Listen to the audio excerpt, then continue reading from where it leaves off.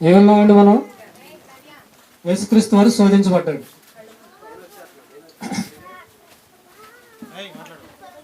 దేవుని కుమారుడిగా వచ్చిన యేసుక్రీస్తు వారు శోధించబడ్డాడు. ఎందుకని?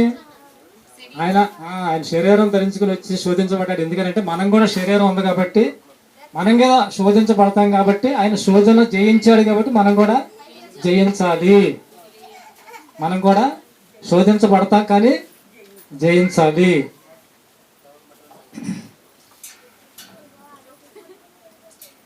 వాక్యాన్ని ఎలా ధ్యానించాలి కోటేశ్వరరావు గారు చెప్పారు. బైబిల్లో ఉన్న సందర్భాలు జ్ఞాపకం చేసుకుని మనకి ఏదన్నా అపకారం జరిగినప్పుడు క్షమించే మనసుండి ఈ వాక్యం దేవుడు ఎలా రాయించాడు కదా, దాని ప్రకారంగా వదిలాయి అన్న భావం కలిగి ఉంటేనే మనం ధ్యానించటం. తర్వాత ఇంకేం చెప్పారు?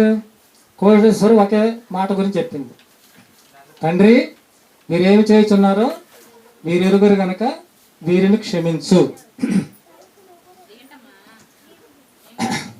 ఇటువంటి యేసుక్రీస్తు వారు ఇటువంటి ప్రార్థన చేసి ఆయన తండ్రి చేత అంగీకరించబడ్డాడంటే ఆయన ప్రార్థనలో ఎంత సిన్సియారిటీ ఉందో, ఎంత మరి ఆయన లక్షణాలన్నీ దేవునికి ఇష్టమైనవి ఉన్నాయో, మరి క్షమించాలి, ప్రేమించాలి, అనేక మందిని సమాధానపరచాలి, దేవుని దగ్గరకు నడిపించాలి. క్షమించడం అంటే ఊరిని మాట అంటే కాదండి, అటువంటి లక్షణాలన్నీ మనం కలిగి ఉండాలి. ఎంతో విలువైన మాటలు మనం విన్నామండి.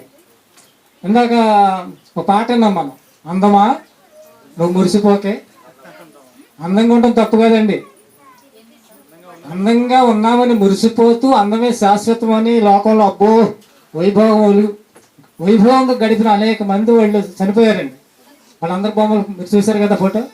వాక్యానుసారమైన జీవితం కలిగి అందంగా ఉండొచ్చు. ఆ పాట మనం అర్థం చేసుకోవాలి. అర్థం చేసుకున్నా మీరు అందరూ అర్థం చేసుకుంటారు.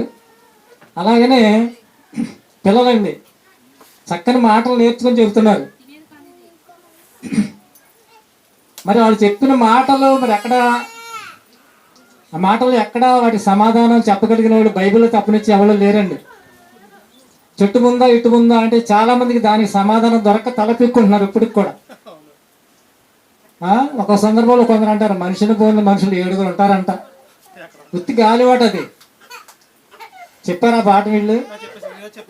మన వాసనలు వేరు, మన లైఫ్ స్టైల్ వేరు, మన గొంతులు వేరు. మరి ఇటువంటి మాటలన్నీ, ఇటువంటి జ్ఞానమైన మాటలన్నీ కూడా బైబిల్లో దేవుడు రాయించాడు. ఇటువంటి మాటలు మన పిల్లలు నేర్పించుకుంటున్నామంటే చాలా మనం అదృష్టవంతులు అండి. బైబిల్లో ఒక్క మాట చూద్దామండి. కుమారులు సామెతలండి. కుమారులు వృద్ధులకు కిరీటము. కుమారులు ఎవరండి? మా మనవళ్ళు. అంటే వాళ్ళు కిరీటం ఎప్పుడవుతారు? కిరీటం అంటే ఘనత అండి, ఘనత. నాకు మనవళ్ళు లేరండి. వాళ్ళు వాక్యం నేర్చుకున్నారనుకోండి, వాళ్ళ ప్రవర్తన, వాళ్ళ జీవిత విధానం, వాళ్ళ జ్ఞానము, వాళ్ళ చదువులు అంతా దేవుని వాక్యానుసారంగా సమాజపరంగా మంచిగా ఉందనుకోండి, అది కిరీటము. ఇంకో మాట దాని కింద, తండ్రులే కుమారులకి అలంకారం అంటండి. మా నాన్న బయటికి వెళ్ళాడు ఎక్కడ తాగిపడిపోతాడో అని భయం ఉందనుకోండి, ఇంకా అలంకారం ఏముంది చెప్పండి? పిల్లలు బయటికి వెళ్ళినా తండ్రులకి భయం ఉండకూడదు. తండ్రి ఎక్కడికి వెళ్ళినా సరే మా నాన్న ఎటువంటి వాడు మనకు తెలుసు కాబట్టి మంచి ధైర్యంగా ఉండాలి. అదే వాళ్ళకి అలంకారం.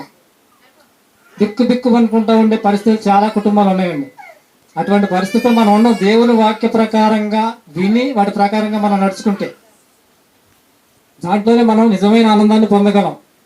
సంతోషము, సమాధానము అన్నీ కూడా దేవుని సన్నిధిలో మనకు ఉన్నాయండి.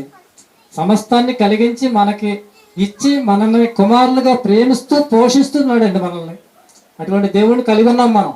కాబట్టి ఎవరు కూడా వాక్యానుసారంగా ఆలోచించండి, వాక్యానుసారంగా జీవించడానికి మనందరం ప్రయత్నం చేసి ఆ పరలోక రాజ్యం చేరుకుందాం. ఒకసారి చెప్తారంట ఎందామండి, నేను కూడా రెండవ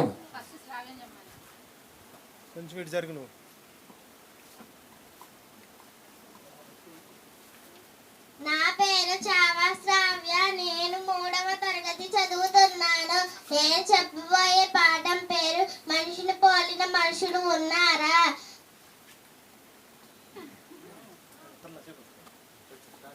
దేవుని సృష్టిలో మనిషి అద్భుతమైన నిర్మాణ. మన చేతి ముద్రలు వేరు వేరు, మన అందరి ముఖములు వేరు వేరు, మన అందరి వాసనలు వేరు వేరు, మన అందరి వాకింగ్ స్టైల్ వేరు వేరు, మన అందరి గొంతులు వేరు వేరు, మన అందరి జుట్టు వేరు వేరు. ఈ ప్రపంచంలో 7 వింతలు లేవు, మనమే ఒక వింత. ఇది అందరూ తెలుసుకోవాలి.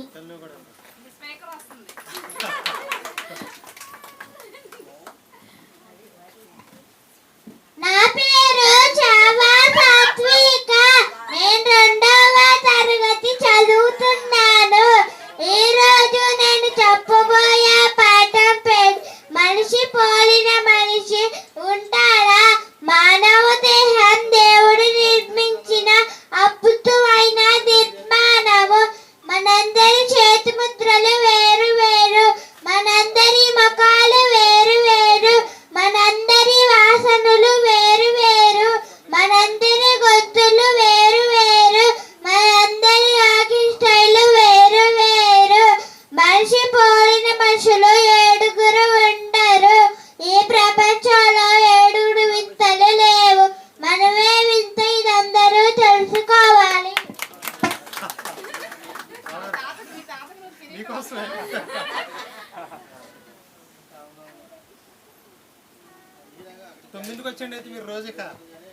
అవునండి, టీవీల్లో ప్రోగ్రాల్లో పాటలు పాడుతున్నా, పిల్లలు డ్యాన్సులు చేస్తున్నా, తల్లిదండ్రులు మురిసిపోతున్నారు, ఎంతో మురిసిపోతుంటారు.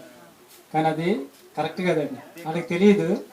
అడిగే ఈ లోకంలో బతకడానికి ఉపయోగపడుతుంది కరెక్టే, కానీ పరలోకం తీసుకెళ్తుంది. ఈ జ్ఞానం పరలోకం తీసుకెళ్తుంది. కాబట్టి మనందరం ఈ జ్ఞానంలోకి వచ్చాం. మనం ఎంతో అదృష్టవంతులండి. మహాపరిశుద్ధుడా, పరలోకముందన్న మా కన్న తండ్రి, మీకు వందనాలు స్తోత్రాలు నాయన. ఇప్పటి వరకు మీరు మా కొరకు రాయించిన లేఖనాల్లోంచి ఎన్నో అద్భుతమైన మాటలు మేము విన్నాం తండ్రి. ప్రతి ఒక్క మాట ఎంతో విలువైనది, పాటించదగినది. వారిని పాటిస్తూనే మేము నాయన పరలోకం చేరగలిగాం అని నాయన మేము నేర్చుకున్నాం తండ్రి. విన్న మాటల ప్రకారంగా మేము బ్రతకగలిగి నాయన మేమందరం ఆ మాటల ప్రకారంగా జీవించి నీవు ఇచ్చిన ఆయుష్కాలం మాకున్నంత వరకు నీ కొరకు బ్రతికి మేమందరము కూడా నీవున్న పరలోక రాజ్యానికి చేరుకునే భాగ్యం ఇక్కడున్న ప్రతి ఒక్కరికి అనుగ్రహించమని ఈ ప్రార్థన మీ కుమారుడు, మా రక్షకుడు, మా ప్రభు అయిన యేసుక్రీస్తు వారి నామములో ఈ ప్రార్థన అడిగి వేడుకుంటున్నాము తండ్రి. ఆమేన్. మన తండ్రి అయిన దేవుని దయ, కుమారుడైన యేసుక్రీస్తు వారి కృప, పరిశుద్ధాత్మ దేవుని సావాసము సదాకాలము మన అందరికీ తోడుగా ఉండి నడిపించును గాక. ఆమేన్.